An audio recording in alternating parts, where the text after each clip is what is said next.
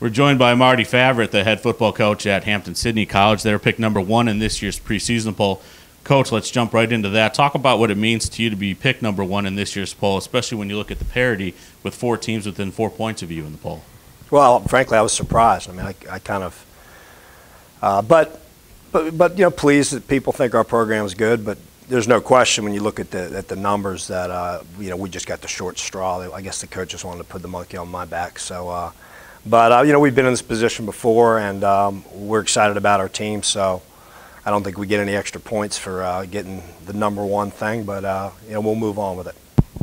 If we look at your offense first year, you've got several all-conference players back, including 3 of them that really stand out, being Nash Nance, the quarterback, Holton Walker, wide receiver, and Will Ferrell, who was an All-American offensive lineman, back as your left tackle. Talk about what it means for you to have those guys back, especially when you look at 2 of them being Nash Nance, the quarterback, and Holton Walker, the receiver, that were new players coming in, or new highlight players coming into your program that really stepped up for you. Well, when we've been good, we've had established guys on that side of the ball. So last year we came in, complete question marks at the receiver position, and Holton, 1 catch as a freshman, playing behind Kyle Vance and Sean Cavanaugh, and Holton Walker's just been an incredible surprise for us, and I think he's got a chance to be as good as any of the guys we've had. So, with Drew Smith and some of these names from the past, that's a rarefied air. But only a sophomore, now to be a junior. We're expecting big things out of Holton.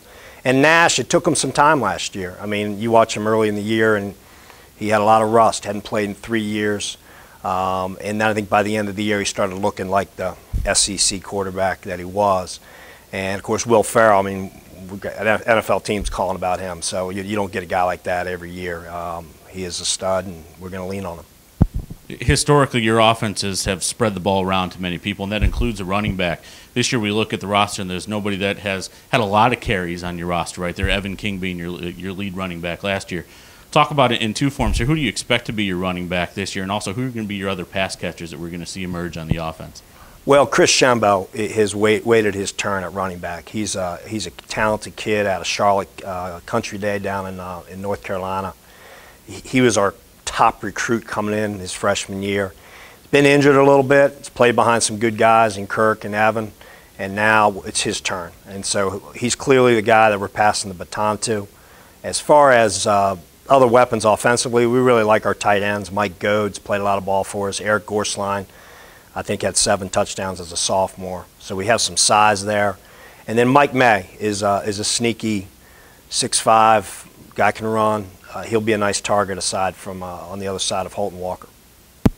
Let's switch sides and look at the defensive side of the ball right now. You've got a couple guys back there that started in previous years, including your whole secondary, led by Stephen Fogelman, who was a first-teamer last year.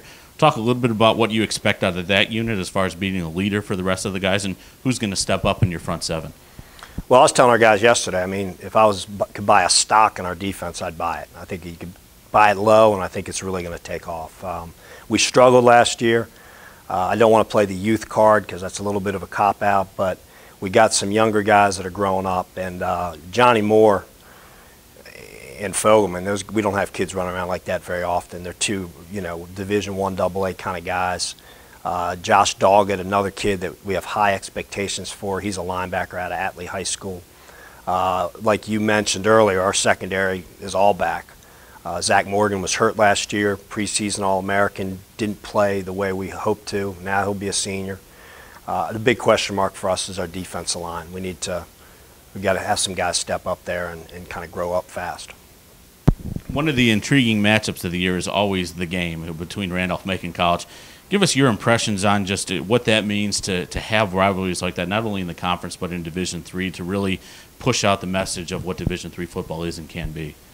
Well, it didn't take me long in Hampden-Sydney to realize that was a big deal. And the old Stokely Fulton used to say, you could go 1-9 and beat Macon and it would be a good year. Conversely, 9-1 and lose, bad year. So, but we had the sting of losing to them 2 times in a row for the first time since I've been here. So it makes for a tough off season with the alums. And we've had some good teams, and there's been some great battles. Really, the last 5-6 years have been somewhat epic games. So it'll come down to that again. We're looking forward to it, and it is great for Division III. Well, Coach, I want to thank you for joining us today, and good luck this season. Thanks, JJ. I appreciate it.